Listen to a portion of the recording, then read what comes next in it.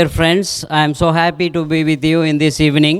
సాయంత్రకాల సమయంలో చేరువచ్చినటువంటి నా స్నేహితులందరికీ ప్రభువైన యేసుక్రీస్తు నామములో వందనాలు. గట్టిగా వందనాలు చెప్పండి. Vandanalu. As the Bible says in the book of Psalm, how good and how pleasant it is for brethren to dwell together in unity. కీర్తనల గ్రంథములో సహోదరుల ఐక్యత కలిగి నివసించుట ఎంత మేలు ఎంత మనోహరమని తెలియజేశాడు.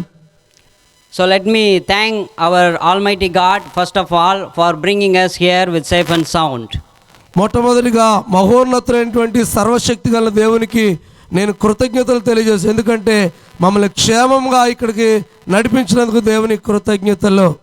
And secondly, I want to thank Brother Sudhir Kumar and also Brother Ratnakishore and all their team who has arranged this meeting for all of us. రెండవదిగా సహోదరులు రత్నకిషోర్ గారికి, సహోదరులు సుధీర్ గారికి, వారితో కలిసి పనిచేస్తున్నటువంటి సేవకులందరికీ కూడాను ఈ చక్కని మీటింగ్ ఏర్పాటు చేసినందుకు వారికి వందనాలు తెలియజేస్తున్నాను.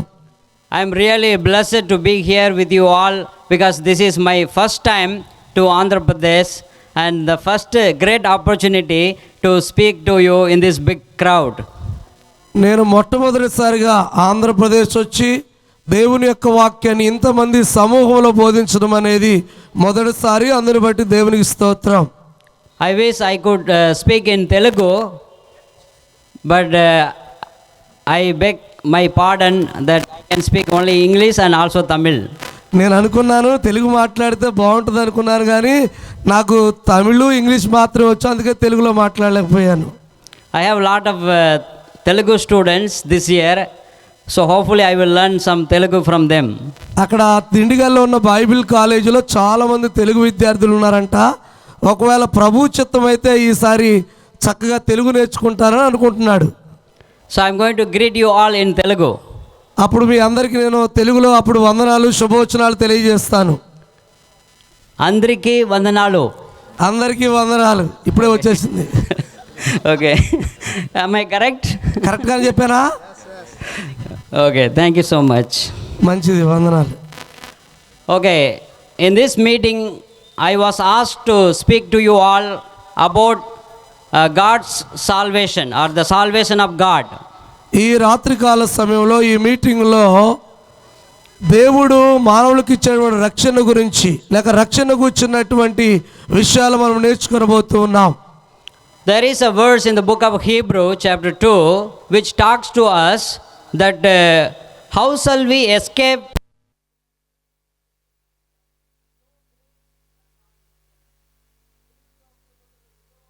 మూడవ వచనంలో ఒక మంచి మాట ఉంటుందన్నమాట.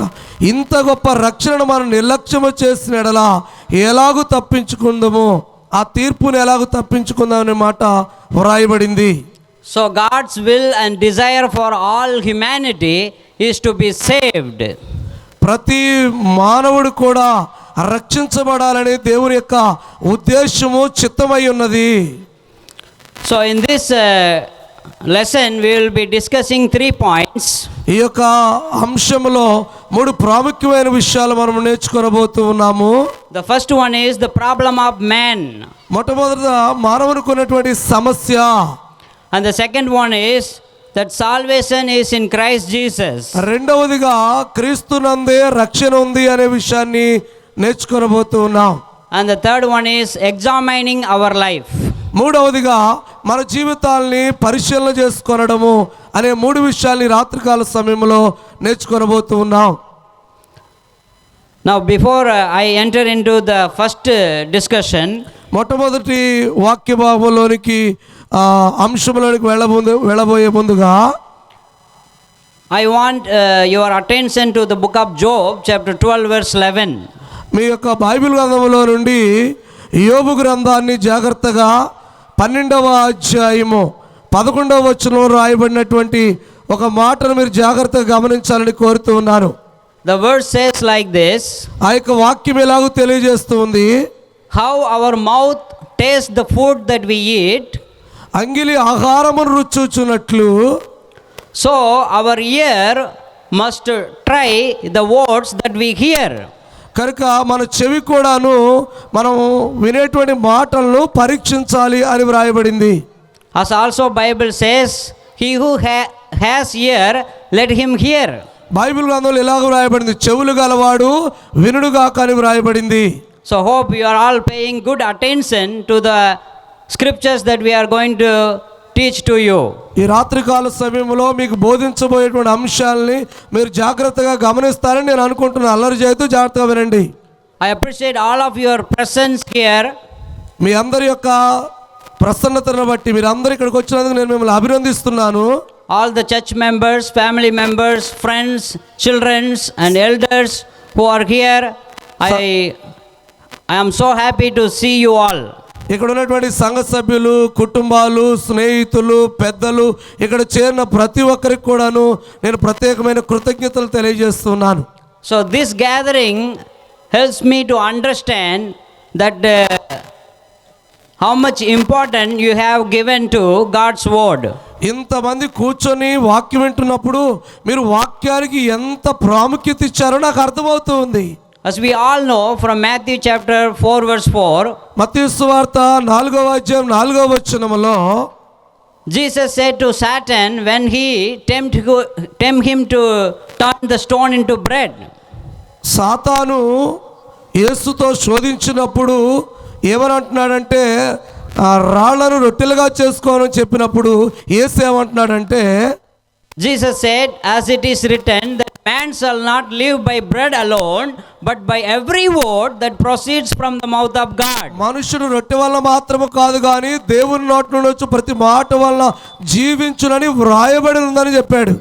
How our physical body needs the food, in the same way we have a body that God has closed us with that needs spiritual food. ఈ భౌతిక శరీరానికి భౌతిక సంబంధమైన ఆహారం ఎలాగ అవసరమో ఆత్మకు కూడా ఆత్మ సంబంధమైన ఆహారము అవసరము. So without which we cannot go to heaven. Without God's word we cannot go to heaven. దేవుని యొక్క వాక్యము లేకుండా మనం పరలోకానికి వెళ్ళేటువంటి అవకాశం లేదు. Now let me come to my first point here, the problem of man or the downfall of man.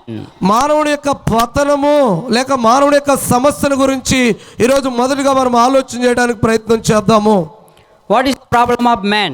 మానవుడి యొక్క సమస్య ఏంటి, మానవుడి యొక్క పతనం ఏంటి అని ఆలోచన చేసినట్లయితే The problem of man is sin. మానవుడి యొక్క సమస్య ఏంటంటే పాపము. I was studying with one of my friend's father few weeks ago. ఆ సహోదరులు వారి యొక్క స్నేహితుల యొక్క తండ్రి గారితో కొన్ని వారాల క్రితం దేవుని యొక్క వాక్యాన్ని నేర్పుతూ స్టడీ చేస్తూ ఉన్నారు. And I asked my friend's father, how many people have sinned ఆయన వారి యొక్క in this world? స్నేహితుడి యొక్క తండ్రి గారిని ఈ లోకములో ఎంతమంది మనుషులు పాపం చేస్తారని అడిగారట.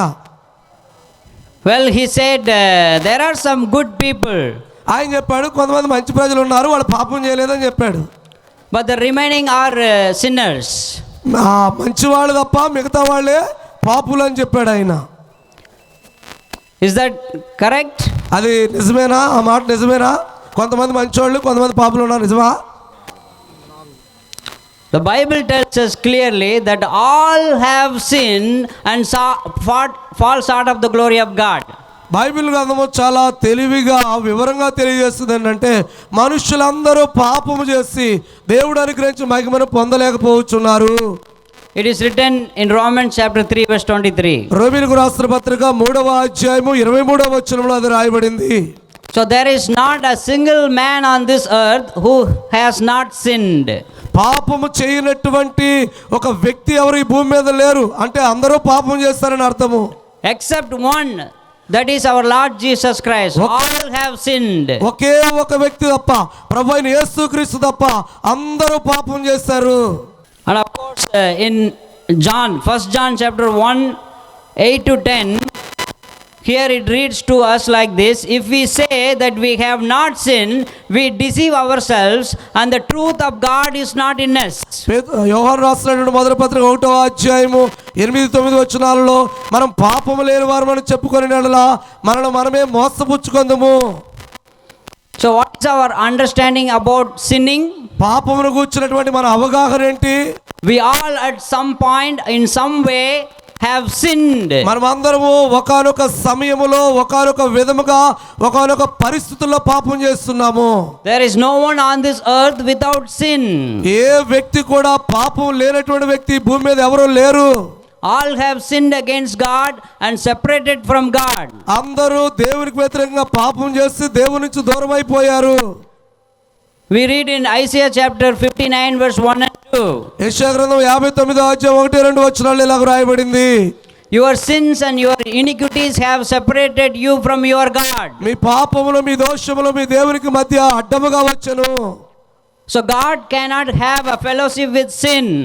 దేవుడు పాపంతో సహవాసం చేసేవాడు కాదు, పాపులతో సహవాసం చేసేవాడు కాదు. So God wants us to be washed away of our sin. కనుక దేవుడు మన యొక్క పాపాలని కడిగివేయాలని శుభ్రం చేయాలని అనుకుంటూ ఉన్నాడు. Now I want you to answer this question. నేను ఇప్పుడు ఒక ప్రశ్న వేస్తున్నాను, మీరందరూ సమాధానం చెప్పాలని కోరుకుంటున్నాను. What is sin? పాపం అనగా ఏంటి? From the crowd, what is sin? మళ్ళొకసారి గట్టిగా చెప్పండి, పాపం అంటే ఏంటి? Miss the mark is. Miss the mark. Okay. Very good. చాలా బాగా చెప్పారు మీరు. After time people thinking తరచుగా ప్రజలు ఏమైనా ఆలోచన చేస్తున్నారు అన్నట్లయితే that killing someone is sin. ఎవరైనా ఒకరిని హత్య చేస్తేనే పాపం అనుకుంటున్నారు. And stealing from someone is sin. ఎవరి దగ్గరైనా ఏదైనా దొంగతనం చేస్తే పాపం అనుకుంటున్నారు. These are all known by people. ఇదే ప్రజలు పాపం అని మనుషులందరూ అనుకుంటూ ఉన్నారు. But the way God's word describes sin is, దేవుని యొక్క వాక్యము పాపాన్ని గురించి ఏమని వర్ణిస్తున్నట్లయితే, like our sisters have said, it is missing the mark. మన సహోదరులు ఎలాగో తెలియజేస్తారో ఆజ్ఞాతిక్రమమే పాపము. It is the violation of God's word. అది దేవుని యొక్క వాక్యాన్ని వ్యతిరేకించడం అన్నమాటను. In 1 John chapter 3 verse 4 we read like this. మొదటి యోహాను రాసినటువంటి పత్రిక 3వ అధ్యాయం 4వ వచనంలో ఇలాగ రాయబడింది, Whoever commits sin commits lawlessness, and lawlessness is sin. ఎవరైతే ఆజ్ఞాతిక్రమమే పాపము, ఆజ్ఞను అతిక్రమించువాడు పాపాన్ని చేస్తున్నాడు అని రాయబడింది. And in James chapter 4 verse 17 యాకోబు రాసిన పత్రిక 4వ అధ్యాయం 17వ వచనములో we have another description of sin. మరలా పాపం గురించి మరొక ఉదాహరణ అక్కడ ఇవ్వబడింది. If we know to do good and do not do it, it is also called sin.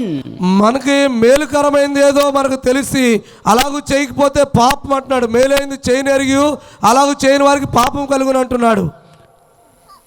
How many times we had opportunity to help the poor people or our friends, but we have refused to help. అనేక సందర్భాలు, అంటే ఎన్నిసార్లు మన స్నేహితులకి సహాయం చేసే అవకాశం వచ్చినా వాళ్ళు తిరస్కరించి సహాయం చేయకుండా ఉన్నాము.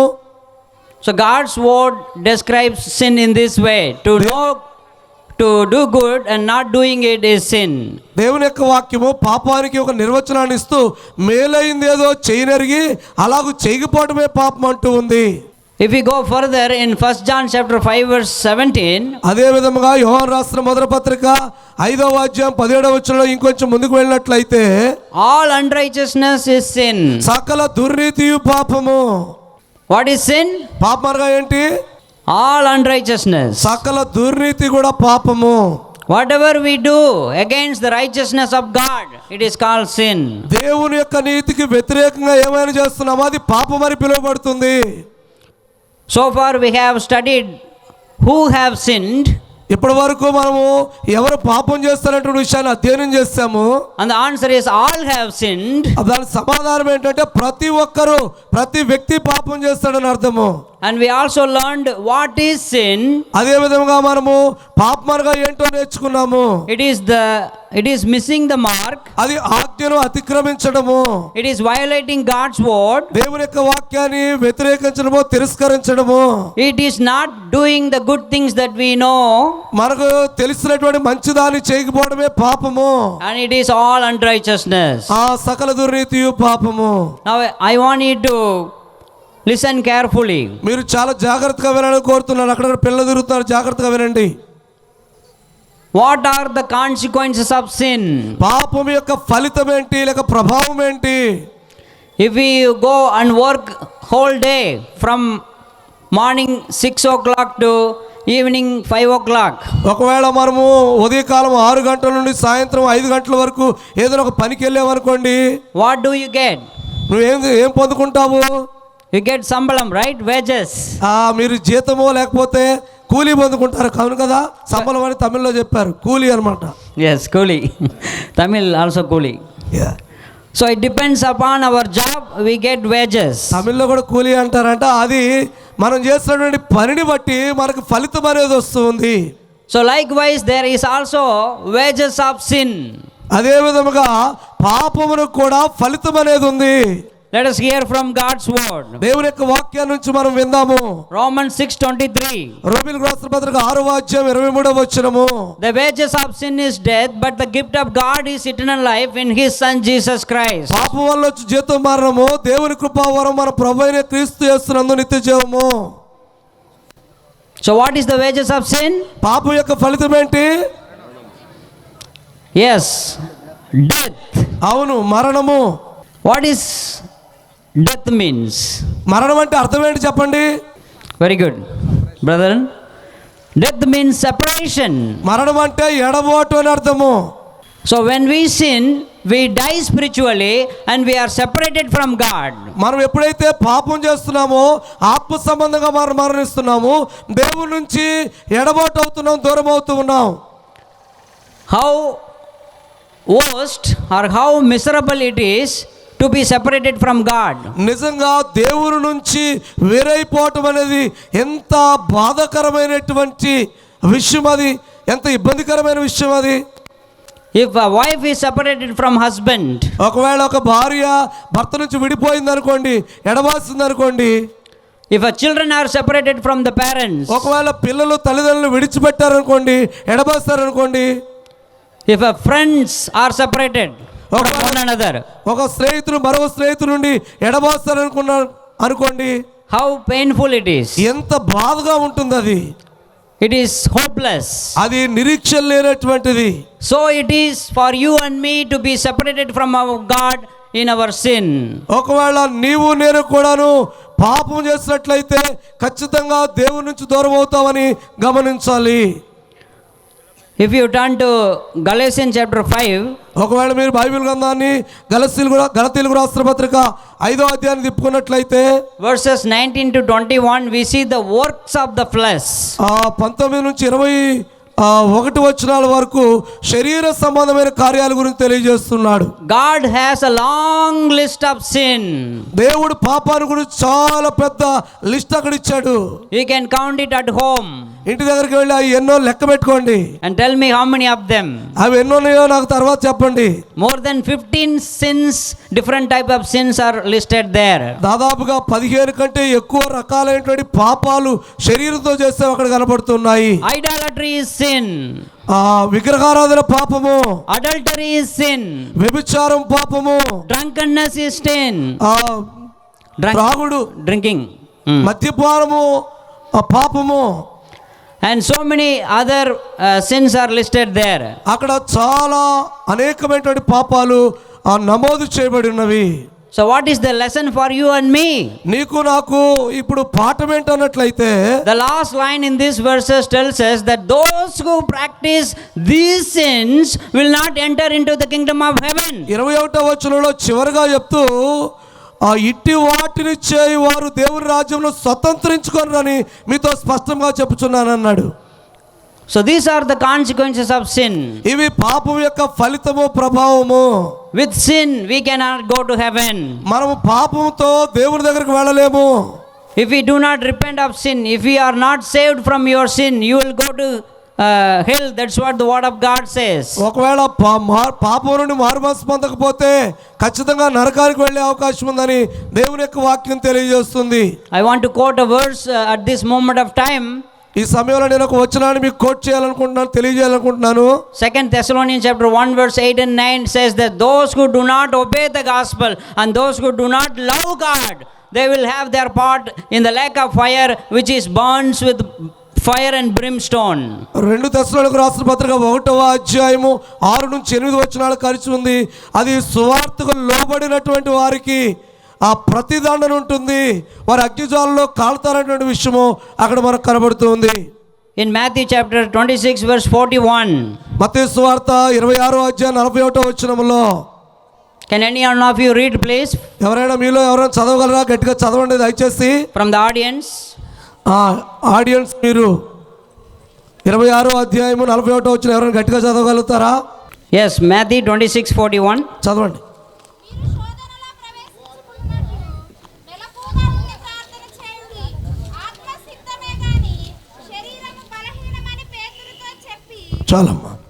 Yes, Okay. I want to read it myself in English. సహోదరులు ఇంగ్లీష్ చదువుతారంటే ఒకసారి వినండి. Okay. 26:41. Yes. Watch and pray that you may not enter into temptation. The spirit indeed is willing, but the flesh is weak. మీరు శోధనలో ప్రవేశించుకున్నట్లు మెలకువగా ఉండి ప్రార్థన చేయుడి. ఆత్మసిద్ధమే కానీ శరీరం బలహీనము. My dear brothers and sisters, నా ప్రియమైన సహోదరి సహోదరులారా, we live in the flesh, మనం ఈ యొక్క శరీరంతో జీవిస్తూ ఉన్నాము, which is often given to the pleasures of this world. ఈ తరచుగా ఈ లోకంలో ఉన్నటువంటి అనేకమైనవి ఈ శరీరం కోరుకుంటూ ఉంది. So we need to control the desires of our flesh. మన శరీరము కోరుకునే ప్రతి కోరికను మనం కంట్రోల్ చేసుకోవాలి ఖచ్చితంగా. Even though our spirit is willing, but our flesh is weak. మన ఆత్మ సిద్ధమైనప్పటికీ శరీరం బలహీనం అని తెలియజేస్తూ ఉన్నాడు. Remember the words of Apostle John in 1 John chapter 2 verse 15 to 17. అపోస్తలులైనటువంటి యోహాను మొదటి యోహాను రాసిన పత్రిక 2వ అధ్యాయము 15-16 వచనాలు ఎలా తెలియజేస్తున్నాడు జ్ఞాపకం పెట్టుకోండి. Do not love the world and the things that are in it. లోకములో ఉన్న వాటినైనను ప్రేమించకుడి అంటూ ఉన్నాడు. Lust of the flesh and the lust of eyes and the pride of life. శరీరాశ, నేత్రాశ, జీవబుడమము ఉంది అనే విషయాన్ని తెలియజేస్తున్నాడు. These things are not of God. These things are of this world. ఇవి తండ్రి వల్ల పుట్టినవి కావు, ఇవి లోక సంబంధమైనవి అనే విషయాన్ని తెలియజేస్తున్నాడు. The latter verse tells us that this world and the things that are in it are going to be perished. తర్వాత ఏమంటాడు? లోకము దాని ఆశ గతించిపోవచ్చున్నవి అనే విషయాన్ని తెలియజేస్తున్నాడు. I want the answer from the audience. ఇక్కడ ఉన్నటువంటి ప్రేక్షకులైన మీ అందరి దగ్గర సమాధానాన్ని ఎదురు చూస్తున్నాను. సమాధానం చెప్పండి. So this world is going to be destroyed. ఈ యొక్క లోకము నాశనమై పోబోతుంది. But what is going to abide forever? ఎల్లప్పుడూ నిలిచి ఉండేదేంటి? Come on. చెప్పండి గట్టిగా. What is going to abide forever? ఎల్లప్పుడూ నిలిచి ఉండేదేంటి? Thank you, brother. Thank you brother, వందనాలండి. God's word. దేవుని యొక్క వాక్యము, The gospel of Christ దేవుని యొక్క వాక్యము, క్రీస్తు దేవుని యొక్క వాక్యము is going to be there always. ఎప్పుడు ఎల్లప్పుడూ నిరంతరం ఉంటుంది. Heaven and earth will pass away, but my word will not pass away. ఆకాశమును భూమిని గతించిపోయిన కానీ నా మాటలు ఏ మాత్రమే గతించవు. My dear brothers and sisters, నా ప్రియమైన సహోదరి సహోదరులారా, learn God's word to obey it. దేవుని యొక్క వాక్యాన్ని నేర్చుకునే దానికి విధేయత చూపించండి. The consequences of our sin is very terrible. మన పాపం యొక్క ఫలితము చాలా భయంకరమైనటువంటిది. If we live in sin, it will destroy us. ఒకవేళ పాపంతో కలిసి జీవించినట్లయితే అది నిన్ను నాశనం చేస్తూ ఉంది. It will lead us to eternal hell. అది మనల్ని నిత్య నరకంలోనికి నడిపిస్తూ ఉంది. Let us get into our second point here. ఇక్కడ మనము మరలా రెండవ పాయింట్లోకి వచ్చేద్దాము. రెండవ విషయానికి, What is the first point we have discussed? మనం మొట్టమొదటి నేర్చుకున్నటువంటి మొదటి పాయింట్ ఏంటి చెప్పండి. మీరు చెప్పట్లేదంట. Sin, Problem of mankind. మానవుని యొక్క సమస్య. What is the problem of mankind? మానవుని యొక్క సమస్య ఏంటి? Sin. పాపము. Sin is the problem of you and me. పాపం అనేది నీకు నాకు పెద్ద సమస్యగా ఉంది. Sin is the problem of all people who live in this world. ఈ లోకంలో జీవించే ప్రతి వ్యక్తికి పాపం అనేటువంటిది సమస్యగా ఉంది. Unless they get away with that sin by the blood of Jesus Christ, they cannot go to heaven. వారు యేసుక్రీస్తు యొక్క రక్తములో వారి పాపములు కడిగి వేసుకున్నంత వరకు వారు పరలోకానికి వెళ్ళే అవకాశం లేదు. Salvation is in Christ. ఆ రక్షణ అనేటువంటిది క్రీస్తునందు ఉన్నది. In Acts chapter 4 verse 12, అపోస్తల కార్యం 4వ అధ్యాయం 12వ వచనములో there is no other name under heaven and on this earth given among men except the name of Jesus Christ of Nazareth. ఆకాశము కింద మనుషుల్లో ఇవ్వబడినటువంటి ఏ నామంలో రక్షణ లేదు, కేవలం యేసుక్రీస్తు నజరేయుడైనటువంటి యేసుక్రీస్తు నామంలో రక్షణ ఉందని తెలియజేస్తాడు. In Romans chapter 5 verse 6 to 10, రోమీయులకు రాసిన పత్రిక 5వ అధ్యాయము 6 నుంచి 10 వచనాలలో the scriptures says like this: వచనం ఎలాగూ తెలియజేస్తుంది వాక్యము, for God demonstrated his love toward us while we were still sinners, Christ died for us. ఏలయనగా మనం ఇంకా బలహీనమై ఉండగా క్రీస్తు యుక్త కాలమున భక్తిహీనుల కొరకు చనిపోయాను. When did Christ die for you and me? ఎప్పుడు యేసు నీ కొరకు నా కొరకు చనిపోయాడు? ఎప్పుడు? When we are good people? మనం మంచి మనుషులుగా ఉన్నప్పుడే ఆయన మన కొరకు చనిపోయాడా? When we were sinners. మనం పాపం చేస్తున్నప్పుడు ఆయన మన కొరకు చనిపోయాడు. It is very rare for a righteous man someone to die. అది నీతిమంతుని కొరకు ఒకడు చనిపోవడం అనేది అరుదు. How is it possible that for you and me sinners that God sent his son to die? నిజంగా మంచివారి కొరకు ఎవడైనా ఒకవేళ తెగించడానికి కష్టమే కానీ నిజంగా నీ కొరకు నా కొరకు పాపులమైన మన కొరకు యేసుక్రీస్తు ఎంతగా మరణించాడో ఒకసారి జ్ఞాపకం చేసుకోండి. You and I being his creation, we cannot make such a sacrifice. నీవు నేను ఆయనకు సృష్టి అయి ఉన్నాం కనుక అటువంటి త్యాగం అనేది ఒక వ్యక్తి కొరకు మనం చనిపోలేము. It is God who has loved us truly, has sent us his son to die for us. దేవుడు మనల్ని నిజంగా ప్రేమించి తన కుమారుడైన యేసుక్రీస్తును పంపి ఆయన మన కొరకు చనిపోయేటట్లుగా చేస్తాడు.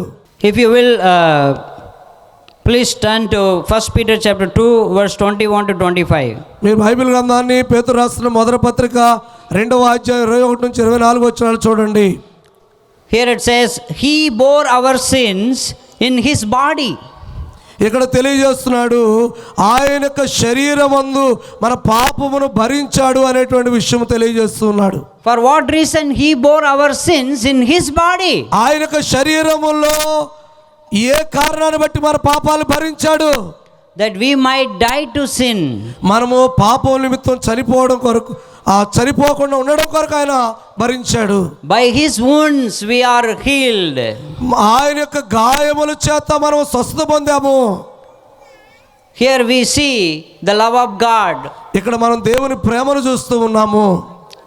That how he has demonstrated it, giving us his only son. ఆయన ఎలాగూ వెల్లడిపరిచాడంటే తన కుమారుడైన యేసుక్రీస్తును మన కొరకు మరణించడం కొరకు ఆయన వెల్లడిపరిచాడు. I suggest you to watch the movie called Passion of Christ. నేను మీరందరూ కూడా ప్యాషన్ ఆఫ్ క్రైస్ట్ అని ఒక సినిమా ఉంది, అది చూస్తే క్రీస్తు ప్రభు యొక్క త్యాగం ఏంటో అర్థమవుతుంది. That how the Roman soldiers have persecuted him or scourged him. రోమా సైనికులు ఎలాగూ యేసుక్రీస్తును హింసించారు, ఎలాగూ యేసుక్రీస్తును తిట్టారనేది అర్థమవుతుంది. Because death of Jesus Christ is the central theme of the entire Bible. Bible గ్రంథం మొత్తం మీద కూడాను ముఖ్యమైనటువంటి మూలాంశమే యేసుక్రీస్తు యొక్క మరణము. It is also the theme of the human history. మానవుని యొక్క చరిత్రకి యేసుక్రీస్తు యొక్క మరణం ముఖ్యము. When man first of all sinned in the very beginning, మొట్టమొదటిగా మానవుడు పాపము చేస్తున్నప్పుడు God want him to know that he is going to send a savior to save him. ఆ దేవుడు రక్షకుడైనటువంటి ఒక వ్యక్తిని పంపి రక్షించాలని ఆ మానవునికి తెలియజేయాలనుకున్నాడు. Remember the first prophecy of our Lord Jesus Christ in the book of Genesis? ఆది కాండములో ప్రభువైన యేసుక్రీస్తును గురించినటువంటి మొట్టమొదటి వాగ్దానం ఏంటో మీరు చూస్తారా? గమనించండి, ఒకసారి గుర్తు తెచ్చుకోండి. Which one is it? ఏంటో చెప్పండి. ఆది కాండంలో. Very good. Genesis 3:15. అవును, ఆది కాండం 3వ అధ్యాయం 15వ వచనము. God says, I will put enmity between you and the woman. 3వ అధ్యాయం 15వ వచనంలో నీకును స్త్రీకి నేను వైరం కలుగు చేస్తాను అంటున్నాడు. Between your seed and her seed. నీ సంతానమునకు ఆమె సంతానమునకును he shall bruise your heel and you shall bruise his head. వైరం కలుగు చేస్తున్నా అది నువ్వు తల మీద కొట్టును, నువ్వు దాన్ని మడి మీద కొట్టుదు అని చెప్పాను. So this verse is a prophecy about whom? ఈ యొక్క వాక్యము ప్రవచనం ఎవరి గురించి చెప్పండి. Yes, this is of course about our Lord Jesus Christ coming into this world and saving mankind. ఇది ప్రభువైన యేసుక్రీస్తు లోకానికి వచ్చి మానవులను రక్షించేటువంటి విషయమై చెప్పబడినటువంటి మొట్టమొదటి ప్రవచనం. So from this time onward, the Bible points toward the cross of our Lord Jesus Christ. ఈ వచనము దగ్గర నుండి బైబిల్ గ్రంథంలో ఎప్పటికి కూడా ప్రభువైన యేసుక్రీస్తు సిలువని సూచిస్తూ ఉంది. As we say this, three main things about our Lord Jesus Christ throughout the Bible. Bible గ్రంథం మొత్తం మీద ఈ మూడు ప్రాముఖ్యమైన విషయాలు ప్రభువైన యేసుక్రీస్తు గురించి నేర్చుకోవచ్చు. One is coming. ఒకటి యేసు వస్తున్నాడు. One has come. ఆయన యేసు వచ్చాడు. And one will come. ఒకటి మూడోది రాబోతూ ఉన్నాడు. ఆయన Jesus Christ will come again. యేసుక్రీస్తు వారు మళ్ళా రాబోతున్నాడు. When he comes, ఎప్పుడైనా వస్తాడు. is he going to give us the plan of salvation? ఆయన మనకి మానవుల యొక్క రక్షణ ప్రణాళిక ఇచ్చాడా? No, he has given the plan of salvation already at his first coming. ఆయన మొట్టమొదటిసారి వచ్చినప్పుడే రక్షణ ప్రణాళికను మళ్ళీ ఇచ్చాడు. ఇప్పుడు మరలా ఇవ్వబడటం లేదు. When he comes again the second time, he is going to be our judge. రెండవసారి రాబోతున్నప్పుడు ఆయన మనకి తీర్పు తెచ్చేవాడు. The word that he has spoken will judge us all. ప్రతి ఆయన మాట్లాడిన ప్రతి మాట అందరికీ తీర్పు తెచ్చును. I want you to listen to this verse in John chapter 12 verse 48. యోహాను సువార్త 12వ అధ్యాయం 48వ వచనం మీరు జాగ్రత్తగా చూడాలని వినాలని నేను కోరుతూ ఉన్నాను. He who rejects me and does not receive my word, నన్ను నిరాకరించిన మాటలు అంగీకరింపని వారికి the word that I have spoken to you will judge you at the last day. నేను చెప్పిన మాట అంత్య దినమందు వారికి తీర్పు తీర్చును. How great a judgment is going to be. It's going to be done by his word that he has given to us in his book. ఆయన మాట్లాడిన మాట ద్వారానే తీర్పు అనేది జరగడం ఎంత గొప్పది ఒకసారి ఆలోచన చేయండి. So the death of Jesus Christ is the central theme of the Bible. ప్రభువైన యేసుక్రీస్తు యొక్క మరణము బైబిల్కి ముఖ్యాంశం అన్నమాట. అది బైబిల్ హబ్ లాంటిది. Okay, after the death of our Lord Jesus Christ, ప్రభువైన యేసుక్రీస్తు మరణించిన తర్వాత the apostles preaching and the first century Christians preaching, అపోస్తలులు బోధించారు, మొదటి శతాబ్దపు క్రైస్తవులు బోధించారు. all were focused on the cross of our Lord Jesus Christ. ప్రతి ఒక్కరు కూడా ప్రభువైన యేసుక్రీస్తు సిలువనే గుర్తిస్తూ దాన్నే సూచించారు. I see a verse here as well in 1 Corinthians chapter 1 verse 23. నేను ఇక్కడ చూస్తాను కొరింథీ రాసిన మొదటి పత్రిక 1వ అధ్యాయం 23వ వచనములో, which says, but we preach Christ crucified. అయితే మేము సిలువ వేయబడిన క్రీస్తును ప్రకటించున్నాము. Exactly what Paul has said. అవును, అపోస్తలుడు పౌలు ఏం తెలియజేస్తారు అదే తెలియజేస్తాం. In 1 Corinthians chapter 2 verse 2 I believe. మొదటి కొరింథీ రాసిన పత్రిక 2వ అధ్యాయం 2వ వచనాన్ని నేను నమ్ముతున్నాను. I have determined to know among you anything except Jesus Christ and him crucified. సిలువ వేయబడిన యేసుక్రీస్తును తప్ప మరి దేనిని మీ మధ్య నెరుక్కుందని నిశ్చయించుకుంటుని. So all of the Bible writers after the death of Jesus Christ looks back to the cross of Calvary. Bible గ్రంథంలో ఉన్నటువంటి రచయితలందరూ యేసుక్రీస్తు యొక్క మరణం తర్వాత వెనక్కి తిరిగి ఆ మరణాన్ని ఆ సిలువనే చూశారు. Because that is what gives us salvation. ఎందుకంటే అది మాత్రమే మనకి రక్షణ ఇస్తూ ఉంది. So when he was crucified, ప్రభువైన యేసుక్రీస్తు సిలువ వేయబడ్డప్పుడు it was not an ordinary death. అది సామాన్యమైనటువంటి మరణము కాదు. It was a terrible death. అదొక భయంకరమైనటువంటి మరణము. More than you and I can imagine. నీవు నేను ఊహించినటువంటి దానికంటే చాలా ఎక్కువ మరణము, భయంకరమైంది. The one who has the sentence of this crucifixion, ఈ యొక్క సిలువ వేయబడటం అనేటువంటి ఒక పదాన్ని కనుక ఒకసారి ఎవరైనా ఆలోచన చేస్తే, before he was crucified, usually they scourge him, beat him. వారు సిలువ వేయబడడానికి ముందుగా యేసుక్రీస్తును వారు కొట్టారు, గాయాలు చేస్తారు.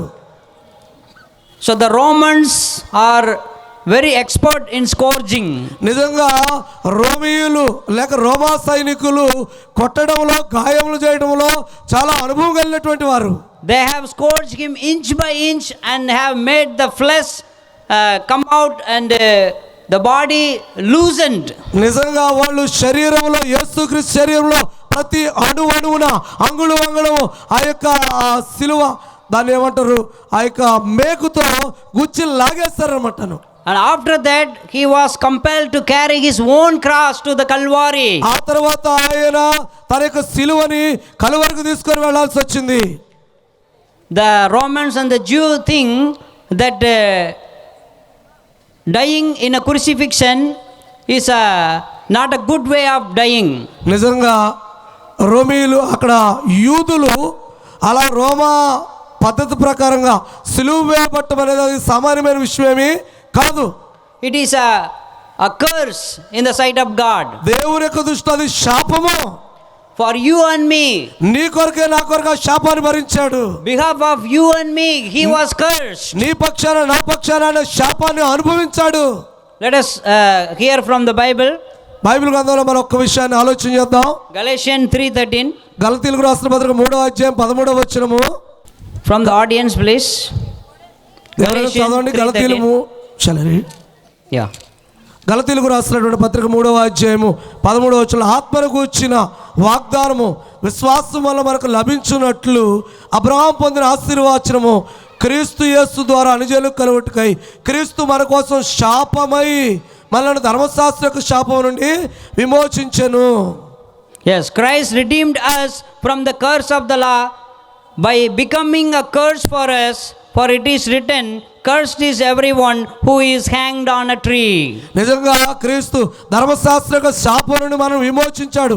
ఎందుకంటే క్రీస్తు మన కోసం శాపమై అనుజనులకు యేసు క్రీస్తు ద్వారా ఆశీర్వచనం కలగడానికి ఆయన ప్రయాసపడ్డాడు. I want my friends to think about the death our Lord Jesus Christ faced for you and me. నా స్నేహితులారా ఒకసారి మీరు ప్రభువైన యేసుక్రీస్తు పొందినటువంటి ఆ యొక్క శిలువ త్యాగము మరణము ఒకసారి మీరు ఆలోచన చేయాలని కోరుతున్నాను. And those people who were there near the cross, they mocked at him like anything. ఆ శిలువ వేయబడేటప్పుడు అక్కడ ఉన్నటువంటి వాళ్ళందరూ ఆయన చూసి అపహసించారు. They mocked him and saying, why don't you save yourselves? You came to save others. వారు ఆయన చూసి అపహాస్యం చేసి గేలి చేసి నువ్వు ఇతరులను రక్షించడానికి వచ్చావు కదా, నిన్ను నువ్వు ఎందుకు రక్షించుకోవు అంటున్నారు. But my dear brothers and sisters, కానీ నా ప్రియమైన సహోదరి సహోదరులారా, it is God's will అది దేవుని చిత్తము that he suffer and die like that, so that we can have salvation. ఆయన శ్రమపడి మనందరి కొరకు చనిపోవడం కొరకు మనందరి కొరకు రక్షణ ఇవ్వడం కొరకు అది దేవుని చిత్తమై ఉన్నది. He could have escaped the cross easily. ఆయన ఆ యొక్క శిలువ మరణం నుండి ఈజీగా తప్పించుకోవచ్చు. He has legions of angels to call and help him. ఆయనకి ఆకాశం నుండి వేల దూతలు వచ్చి ఆయనకి సహాయం చేయగలుగుతాయి. But he did not do it. కానీ ఆయన అది చేయలేదు. Because of you and me. నీ కొరకు నా కొరకే ఆయన దూతలను పిలవలేదు. This is the only means that you and I, all humanity, can have salvation. కనుక దీన్ని బట్టే నీవు గాని నేను గాని ప్రపంచంలో ప్రతి వ్యక్తి కూడా రక్షణ పొందుకునే అవకాశం ఉంది. That is by the shedding of our Lord Jesus Christ. కనుక ప్రభువైనటువంటి Blood of Jesus Christ. ప్రభువైన యేసుక్రీస్తు యొక్క రక్తంలోనే మనందరికీ క్షమాపణ ఉంది. What a great blessing you and I have by coming in contact with the blood of Jesus Christ. ప్రభువైన యేసుక్రీస్తుతో సహవాసం కలిగి ఉండడానికి దేవుడు ఎంత గొప్ప ఆశీర్వాదం నీకు నాకు ఇచ్చాడు. Please turn our Bible to Revelation chapter 1 verse 5. Bible గ్రంథాన్ని ప్రకటన గ్రంథం 1వ అధ్యాయము 5వ వచనానికి మనం తిప్పుకుందాము. ప్రకటన గ్రంథము 1వ అధ్యాయము 5వ వచనం. నమ్మకమైన సాక్షియు మృతుల్లో నుండి ఆది సంభూతుడిగా లేచిన వాడును భూపతులకు ఆదియునైన యేసుక్రీస్తు నుండి కృపా సమాధానాలు మీకు కలుగును గాక. And from Jesus Christ, the faithful witness, the firstborn from the dead, and the ruler of the kings on the earth, to him who loved us and has freed us from our sins through his blood. నమ్మకమైన సాక్షియు మృతుల్లో నాదు సముద్రుగా లేచిన వాడును భూపతులకు అధిపతులను యేసుక్రీస్తు నుండి కృపా సమాధానం మీకు కలుగునుగాక. Brothers and sisters, we know the importance of blood. ప్రియమైన సహోదరి సహోదరులారా, మనము రక్తం యొక్క ప్రాముఖ్యత ఏంటో మనకు తెలుసు. If we do not have blood in our body, we are called dead. ఒకవేళ మన శరీరంలో రక్తం లేకపోతే మనం చచ్చిపోయిన వారు అని పిలువబడతాం. So Jesus has made the perfect sacrifice for our sins. మన పాపముల కొరకు ప్రభువైన యేసుక్రీస్తు ఖచ్చితమైనటువంటి త్యాగాన్ని చేస్తాడు. Old Testament sacrifices was temporary. పాత నిబంధన త్యాగము లేక క్షమాపణ అనేది తాత్కాలికమైనటువంటిది. They have to do that every year. వారు ప్రతి సంవత్సరం వారి పాపాలు ఏం చేసుకోవాలి, కడిగి వేసుకోవాలి. Their sins are remembered. వారి పాపాలు మరలా జ్ఞాపకానికి వస్తూ ఉన్నాయి. But when we accept this perfect sacrifice of our Lord Jesus Christ, our sins are remembered no more. మనం ప్రభువైన యేసుక్రీస్తు యొక్క ఆ ప్రత్యేకమైనటువంటి త్యాగాన్ని కనుక గుర్తు చేసుకున్నట్లయితే మన పాపాలు మళ్ళీ జ్ఞాపకం చేయబడవు. We no need early sacrifice. మనం ఎవరికి ఎటువంటి ఆ త్యాగము బలి అనేది అవసరం లేదు. He has done his sacrifice once for all the time. మనందరి కొరకు ఆయన ఒకే ఒక్కసారి బలిగా అర్పించబడ్డాడు. At this time I want your attention to John chapter 3 verse 16. ఈ సమయంలో మీరు అందరూ కూడా యోహాను సువార్త 3వ అధ్యాయం 16వ వచనాన్ని తిప్పుకున్నట్లయితే Most of us know this verse very well. ఈ యొక్క వాక్యం ప్రతి ఒక్కరికి తెలుసు అన్నమాట, చాలా మందికి. For God so loved the world దేవుడు లోకమును ఎంతో ప్రేమించెను that he gave his only begotten son, ఆయన తన అద్వితీయ కుమారుని మనకు అనుగ్రహించాడు.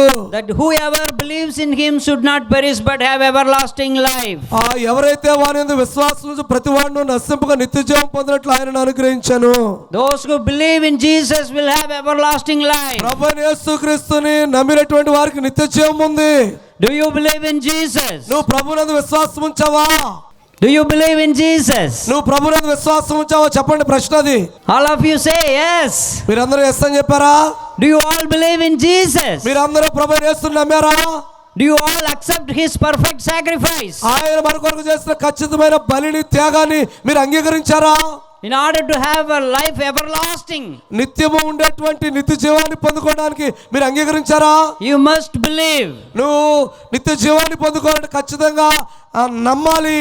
You must make a way for Jesus to come in your life. మీ యొక్క జీవితంలోనికి ప్రభువైన యేసుక్రీస్తు రావడానికి మార్గాన్ని మీరు ఏర్పాటు చేసుకోవాలి. Let's turn to Matthew chapter 7 verse 13 and 14. మత్తయి సువార్త 7వ అధ్యాయం 13, 14 వచనాలను మన బైబిల్ గ్రంథాన్ని తిప్పుకుందాం. There are two ways mentioned. అక్కడ రెండు మార్గాలు తెలియజేయబడ్డాయి. Broad way and narrow way. విశాలమైనటువంటి మార్గము, ఇరుకు మార్గము. And God's word advises to choose the narrow way. దేవుడు ఏమని మనకు సలహా ఇస్తున్నాడంటే ఇరుకు మార్గాన్ని ఎన్నుకోవాలని తెలియజేస్తూ ఉన్నాడు. Because that is the way leads us to life. అది ఎందుకంటే అదే మనకి నిత్య జీవాన్ని దయచేస్తూ ఉంది. The Lord's way is called a narrow way. ప్రభు అనేటువంటి యేసు మార్గం ఏంటంటే ఇరుకు మార్గము. Many will go by in it, right?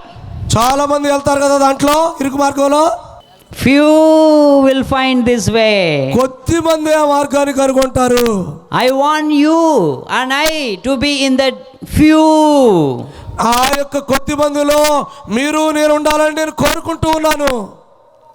Do not be discouraged when you are the few members of the Lord Church. మీరు ప్రభు సంఘంలో కొద్ది మందిగా ఉన్నప్పుడు కొద్ది మంది వారి మీరు డిస్కరేజ్ అవ్వద్దు, మీరు ఏమి భయపడొద్దు. But be encouraged that you are following the true way, the one way the Lord has set for you. ఒకళ్ళొకరు ప్రోత్సహించుకోండి, ఎందుకంటే మీరు ప్రభు మార్గములో లేక ఒకే ఒక మార్గములో సత్య మార్గంలో ఉన్నారని మిమ్మల్ని మీరు ప్రోత్సహించుకోండి. If you and I are going to have salvation, నీకు నాకు రక్షణ కావాలంటే it is not by Pope, ఆయన ఒక పోపు వల్ల రక్షణ దొరకదు. it is not by Muhammad, ఒకవేళ మహమ్మద్ వల్ల రక్షణ దొరకదు. it is not by Allah, అల్లా వల్ల రక్షణ దొరకదు. or Lord Shiva, శివ వల్ల రక్షణ దొరకదు. or any man on this earth, ఈ లోకంలో ఉన్నటువంటి ఏ వ్యక్తి వల్ల కూడా రక్షణ దొరకదు. but only through our Lord Jesus Christ. కేవలం ప్రభువైన యేసుక్రీస్తు ద్వారానే రక్షణ దొరుకుతుంది. Do you remember the words of John chapter 14 verse 6? మీరు యోహాను సువార్త 14:6 మీరు గమనించారా? గుర్తుపెట్టుకున్నారా? It says, I am the ఇక్కడ way. నేనే మార్గము అంటున్నాడు. I am the life. నేనే జీవము అంటున్నాడు. I am the truth. నేనే సత్యము అంటూ ఉన్నాడు. The only one who has our way, life and truth ఒకే ఒక వ్యక్తి, ఆయనే మన మార్గము, జీవము, సత్యము, is Jesus Christ. ఆయన ప్రభువైన యేసుక్రీస్తు. You can search it out in the Bible. మీరు దాన్ని బైబిల్ గ్రంథంలో ఒకసారి పరిశీలన చేయొచ్చు. I am saying what is revealed in the Bible. నేను ఏమంటున్నానంటే బైబిల్ గ్రంథం ఏం మనకి తెలియజేసింది. Do not believe every spirit. ప్రతి ఆత్మను నమ్మొద్దు. Test the spirit, పరీక్ష చేయండి. ప్రతి ఆత్మను నమ్మక పరీక్ష చేయండి. whether the person is saying the truth or not. ఆయన సత్యం చెప్తున్నాడా లేదా అనేది పరీక్ష చేయండి. In my beginning I said how our mouth tastes the food, so our ears should try or taste the words that we hear. నేను మొదలు చెప్పాను కదా, అంగిలి ఆహారాన్ని ఎలాగో రుచి చూస్తుందో చెవి మాటల్ని పరీక్షించాలి. Okay, so far we have completed discussing two main points. ఇప్పటి వరకు రెండు ముఖ్యమైనటువంటి విషయాలను మనము అధ్యయనం చేస్తాము, నేర్చుకున్నాము. What is the first one we have discussed? మనం ఏంది మొట్టమొదటి ఏమి నేర్చుకున్నాం చెప్పండి? The problem of man.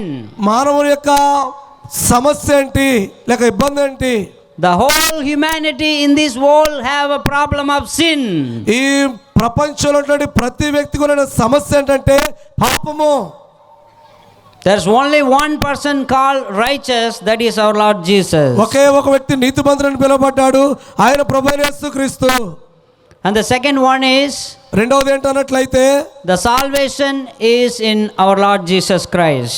రక్షణ అనేది ప్రభువైన యేసుక్రీస్తునందు ఉంది అని నేర్చుకున్నాం. And the final point for us to discuss is examining our life. మూడవది ఏంటన్నట్లయితే ఆఖరిగా మన జీవితాల్లో ఒకసారి పరీక్ష చేసుకుందాం. మూడవ విషయాన్ని చెప్పి నేను ముగిస్తాను. I want you to answer each question that I am going to ask you. నేను అడగబోయే ప్రతి ప్రశ్నకు మీరు అందరూ సమాధానం చెప్పాలని నేను కోరుకుంటున్నాను. చెప్తారా? Is that clear? ఓకేనా? మీకు అర్థమైందా? If you are yes, say yes. If not, no. మీరు చెప్తారంటే ఎస్ అని చెప్పండి, లేకపోతే నో అని చెప్పండి. You ready? రెడీగా ఉన్నారు? సిద్ధంగా ఉన్నారా? Yes or no questions, not difficult questions. అవునా కాదా అని చెప్పేదే, పెద్ద కష్టమైన ప్రశ్నలు ఏం కాదు. Are you saved? నువ్వు రక్షణ పొందావా? So happy to hear. Are you saved? మీరు రక్షణ పొందారా? ఇటువైపు చెప్పండి. Only few yeses. కొంతమంది ఎస్ అని చెప్తున్నాను, మిగతా వాళ్ళు చెప్పండి. గట్టిగా చెప్పండి ఒకసారి. I want the whole group. అందరు చెప్పండి. మీరు రక్షణ పొందారా? Are you saved? మీరు రక్షణ పొందారా? Thank you so much. కృతజ్ఞతలు, మీ అందరికి ప్రత్యేకమైన కృతజ్ఞతలు. Don't let the second question shock you. రెండవ ప్రశ్న మీకు షాక్ ఇస్తుందని అనుకోవద్దు దయచేసి. When were you saved? ఎప్పుడు రక్షణ పొందావు? Our brother has got all the record. సహోదరుడి దగ్గర మీ రికార్డ్ అంతా ఉంది. So when were you saved? నువ్వు ఎప్పుడు రక్షణ పొందావు? Last month, last year? పోయిన నెల, పోయిన సంవత్సరం? Okay, you can tell to our brother personally. సహోదరులకు మీరు వ్యక్తిగతంగా కలుసుకొని చెప్పండి. Okay, when were you baptized? ఎప్పుడు నువ్వు బాప్తిసం పొందావు? Almost the same question. When were you saved and when were you రక్షణ baptized? పొందావు, ఎప్పుడు బాప్తిసం పొందావు? రెండు దాదాపు ఒకటే ప్రశ్న. Okay, why you were baptized? ఎందుకు నువ్వు బాప్తిసం పొందావు? Answer? సమాధానం చెప్పండి. Those of you say yes to the saved question. మొట్టమొదటి రక్షణ పొందావంటే ఎస్ అన్నట్లుగా, ఇప్పుడు మీరు ఎందుకు రక్షణ పొందారు, ఎందుకు బాప్తిసం పొందారు Why were చెప్పండి. you baptized? ఎందుకు బాప్తిసం పొందావు? Remission of sins. For the remission of? పాప క్షమాపణ కొరకు బాప్తిసం పొందారు. Yes. For the remission of sins. పాప క్షమాపణ కొరకు. Okay. Were you saved before or after baptism? మీరు బాప్తిసం పొందకముందు రక్షణ పొందారా, పొందిన తర్వాత రక్షణ పొందారా? Many people think and believe that they were saved before taking baptism. కొంతమంది, చాలా మంది ప్రజలు ఏమనుకుంటున్నారంటే, లేకపోతే నమ్ముతున్నారంటే వారు బాప్తిసం పొందకముందే రక్షణ పొందారనుకుంటున్నారు. Many message we look on the televisions and the pastors say this, receive your Lord Jesus Christ in your heart, you and your household will be saved. చాలా మంది టీవీ ప్రసంగాలు చేస్తున్నారు. దాంట్లో ఏమంటున్నారంటే మీరు ప్రభువైన యేసుక్రీస్తుని అంగీకరించండి, మీరు మీ ఇంటి వారు రక్షణ పొందుతారని చెప్తూ ఉన్నారు. It is not the complete thing that they say to you in the plan of salvation. రక్షణ ప్రణాళికలో అది వారు చెప్పినటువంటిది పరిపూర్ణంగా లేదు. There are 10 examples of conversion in the book of Acts. అపోస్తల కార్యంలో దాదాపుగా మార్పు చెందినటువంటి 10 సందర్భాలు ఉన్నాయి. Each and every examples of conversion will tell you that how people were saved after taking baptism. ప్రతి సందర్భంలో కూడాను మనకి ఏమని తెలియజేస్తుందంటే వారు బాప్తిస్మం పొందిన తర్వాత ఎలా రక్షణ పొందారో తెలియజేస్తుంది. So we are not saved before baptism, we are saved after baptism. కనుక మనం బాప్తిస్మం పొందకముందు రక్షణ పొందలేదు, పొందిన తర్వాతే రక్షణ పొందాము. So in the last 5 minutes I would like to help you to understand or to know how one must enter the kingdom of God or the church. ఆఖరి 5 నిమిషాలలో ఒక వ్యక్తి దేవుని రాజ్యములో సంఘములో ఎలాగూ ప్రవేశిస్తాడనేటువంటి విషయాన్ని మీకు తెలియజేస్తున్నాను. One must hear the gospel of Christ. ఒక వ్యక్తి క్రీస్తు యేసుని గురించినటువంటి సువార్తను వినాలి. Just like all of you are hearing the gospel tonight. ఈ రాత్రి మీరు ఎలాగ వింటున్నారో అలాగే యేసుక్రీస్తుని గురించిన సువార్తను వినాలి. Romans 10:17 says, so then faith comes by hearing and hearing by the word of God. రోమీయులకు రాసిన పత్రిక 10వ అధ్యాయం 17వ వచనం ఎలాగో తెలియజేస్తుంది, కాగా వినుట వల్ల విశ్వాసం కలుగును, వినుట క్రీస్తుని గురించిన మాట వల్ల కలుగును. So our first step is to hear the gospel of Christ. మొట్టమొదటి మనం తీసుకోవాల్సింది ఏంటంటే దేవుని యొక్క వాక్యాన్ని, క్రీస్తు యొక్క వాక్యాన్ని వినాలి, సువార్తను వినాలి. Second one is to believe that Jesus Christ is the Son of God. రెండవది ఏంటంటే యేసుక్రీస్తు దేవుని కుమారుడని విశ్వసించాలి. In John chapter 8 verse 24, యోహాను సువార్త 8వ అధ్యాయం 24వ వచనంలో, assuredly I tell you that if you do not believe that I am he, the Messiah, you will die in your sins. కాగా మీ పాపంలో నుండి మీరు చనిపోదురని మీతో నిశ్చయముగా చెప్పింది, నేను ఆయనని విశ్వసించని యెడల మీరు మీ పాపంలో నుండి చనిపోదురని వారితో చెప్పాను. And thirdly, one must repent of all his past sins. మూడవది ఏంటన్నట్లయితే తన జీవితంలో పాత గడిచినటువంటి కాలంలో చేసిన పాపాలన్నిటి కొరకు మారుమనసు పొందాలి. Luke chapter 13 verse 3 and also verse 5 tells us. లూకాసు సువార్త 13వ అధ్యాయం 3వ వచనం 5వ వచనంలో ఆ మారుమనసు గురించి తెలియజేస్తున్నాడు. Unless you repent, you all likewise perish. మీరు మారుమనసు పొందనట్లయితే మీరందరూ అలాగే నశింతురు అంటూ ఉన్నాడు. Of course, repentance means our change of heart and mind. ఒకవేళ మారుమనసు అంటే ఏంటంటే మన యొక్క మనస్సు, హృదయం అనేది మారాలి. And doing what is right. ఏది సరి అయిందో దాన్నే చేయాలి. And of course, the fourth point is to confess Jesus as the Son of God. నాలుగో విషయం ఏంటంటే యేసుక్రీస్తు దేవుని కుమారుడని ఒప్పుకోవాలి. In Matthew chapter 10 verse 33 says, మత్తయి సువార్త 10వ అధ్యాయము 33వ వచనంలో ఎలా తెలియజేస్తున్నది, whoever confesses me before my Father in heaven, whoever confesses me among all men, him I will confess to my Father in heaven. మనుషులు ఎదుట ఎవరు నన్ను ఒప్పుకొనును, పరలోకమందున నా తండ్రి ఎదుట నేను వారిని ఒప్పుకొందును. మనుషులు ఎదుట ఎవరు నన్ను ఎరుగునన్నో, పరలోకమందున నా తండ్రి ఎదుట నేను వారిని ఎరుగునందును. And whoever denies me, him I will also deny. ఎవరైతే నన్ను ఎరుగునందునో నేను వారిని ఎరుగునందును. So we better confess Jesus' name. కనుక యేసుక్రీస్తుని మనము ఒప్పుకోవాలి దేవుని కుమారుడని. The good confession that Peter has made. మంచి ఒప్పుకోలనేది పేతురు తెలియజేస్తాడు. He is asking his disciples, who do you say that I am? నేను ఎవరని అనుకుంటున్నారని యేసు తన శిష్యుల్ని అడిగాడు.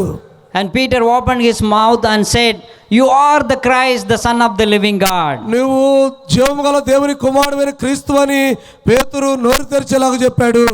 So you and I are to make that confession if you are not saved. నీవు నేను ఇంకా రక్షణ పొందకపోతే ఖచ్చితంగా ఆ యొక్క ఒప్పుకోల్ని రక్షణ పొందడం కొరకు తెలియచేయాలి, ఒప్పుకోవాలి. And be baptized. ఆ తర్వాత బాప్తిస్మం పొందాలి. Mark chapter 16 verse 16. మార్కు సువార్త 16వ అధ్యాయం 16వ వచనము, He who believes and is baptized will be saved. నమ్మి బాప్తిస్మం పొందిన వాడు రక్షించబడును. It doesn't say he who believes saved, but he who believes and is baptized shall be saved. కనుక నమ్మని వారికి కాదు, నమ్మినటువంటి వాడికే రక్షణ ఉంది. And of course, after we are baptized, we are to live our life faithful to God. మనం బాప్తిస్మం పొందిన తర్వాత దేవునిలో మనము విశ్వాస జీవితాన్ని, నమ్మకమైన జీవితాన్ని కొనసాగించాలి. Revelation 2:10 tells us that we will have persecutions because we are trying to follow the God's way. ప్రకటన గ్రంథం 2:10 తెలియజేస్తున్నాడు, దేవుని యొక్క మార్గాన్ని వెంబడిస్తుంటే మనకు శ్రమలు వస్తాయి అనే విషయాన్ని తెలియజేస్తున్నాడు. Temptation, persecutions are common to all men. శ్రమలు, కష్టాలు అనేటువంటి సహజంగా ప్రతి వ్యక్తి కలుగుతూ ఉంటాయి. But we the Christians, when we are persecuted and when we learn to overcome them, we are blessed. నిజంగా క్రైస్తవులం ఏంటంటే మనము ఆ శ్రమ పడినప్పుడు మనం ఏమి నేర్చుకోవాలంటే వాటిని జయించడం నేర్చుకోవాలి. So the last part of Revelation 2:10 tells us that be faithful unto death and I will give you the crown of life. ప్రకటన గ్రంథం 2:10 చివరి భాగంలో మరణం వరకు నమ్మకంగా ఉండము, నేను నీకు జీవ కిరీటం ఇచ్చేదని అన్నాడు. Is there anyone who do not want heaven in your life? మీ జీవితంలో ఇక్కడ ఉన్నటువంటి వాళ్ళు ఎవరికైనా పరలోకం వద్దు అనే వాళ్ళు ఎవరైనా ఉన్నారా? There is no one ఎవరు లేరు who will deny go to heaven. All want to go to heaven, right? ఎవరో పరలోక రాజ్యాన్ని వద్దు అనుకునే వాళ్ళు ఎవరు లేరు, కానీ పరలోక రాజ్యం కావాలనుకుంటున్నారు కదా. Our Lord Jesus Christ says, do not be troubled in your heart. Believe in God, believe also in me, and I have a home for you in heaven. ప్రభువైన యేసుక్రీస్తు మాట్లాడుతున్నాడు, మీ హృదయములు కలవరపడనీయకుడి, నాయందు దేవుని యందు విశ్వాసం ఉంచున్నారు, నాయందును విశ్వాసం ఉంచుని అంటున్నాడు. As the people around the cross of Christ mocked at him, నిజంగా శిలువ మరణం పొందేటప్పుడు ఆ చుట్టూ ఉన్నటువంటి ప్రజలు ఆయన చూసి అపహాస్యం చేసి గేలి చేశారు. today also many people are taking the message of the cross very lightly. ఈ రోజు కూడా చాలా మంది క్రీస్తు యొక్క శిలువను గుర్చినటువంటి ఆ వర్తమానాన్ని చాలా తేలిగ్గా తీసుకుంటున్నారు. They do not know the power of God lies in the message of the cross to save people. వారికి దేవుని యొక్క శక్తి అనేటువంటిది ఆ యొక్క వర్తమానంలో ఉందనేటువంటి విషయం వాళ్ళకి అర్థం కాదు అనమాట. ఆ సిలువలో ఉందనే విషయం వాళ్ళకి అర్థం కాదు. I will end my lesson quoting this verse from 1 Corinthians chapter 1 verse 18. కొరింథీయులకు రాసిన మొదటి పత్రిక 1:18 తెలియజేయడం ద్వారా నేను నా ప్రసంగాన్ని ముగించబోతూ ఉన్నాను. For the message of cross is foolishness to those who are perishing, but to us who are being saved, it is the power of God. సిలువను గూర్చిన వార్త నశించిన వారికి వెరితనం కానీ రక్షించడం మనకు దేవుని శక్తి అని చెప్తున్నాడు. Thank you. మీ అందరికీ కృతజ్ఞతలు. God bless. దేవుడు మిమ్మల్ని దీవించును గాక.